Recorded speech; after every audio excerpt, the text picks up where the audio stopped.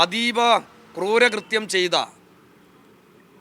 ഒരു ബലാത്സംഗ വീരൻ, ഗജ ഫ്രോഡ് രാഹുൽ മാങ്കുട്ടത്തെ എന്തിനു സംരക്ഷിക്കണോ? അപ്പോൾ സ്വാഭാവികമായി സംരക്ഷിക്കുന്നവർ ഈ സംഘത്തിലുള്ളവരല്ലേ?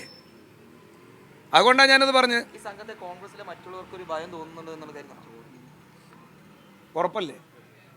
അതാണ് ഇയാൾ ഒളിവിൽ കഴിയാൻ സാധാരണഗതിയിൽ ഒരു ജനപ്രതിനിധി എന്തിനാണ് ഒളിവിൽ കഴിയുന്നത്?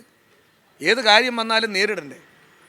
എന്തെല്ലാം സംഭവിച്ചു എന്ന് നോക്കിയാൽ അത് നേരിടാനുള്ള ഇച്ഛാശക്തിയല്ലേ ഏതൊരു ജനപ്രതിനിധിയും കാണിക്കേണ്ടത്? അത് അങ്ങനെ വന്നാൽ പോലീസിൻ്റെ അന്വേഷണത്തിന് മുമ്പിൽ പലതും വെളിപ്പെടുത്തേണ്ടി വരും. ചിലപ്പോൾ അതൊക്കെ ആയിരിക്കും ഇവരുടെ വേവലാതി.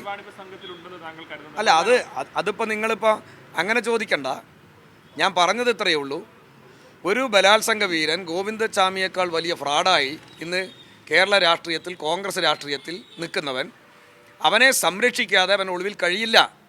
അങ്ങനെ ബലാത്സംഗ വീരനെ സംരക്ഷിക്കുന്നവർ ആരാണോ അവരെല്ലാം ചേർന്നവരാണ് പെൺവാണിഭ സംഘം.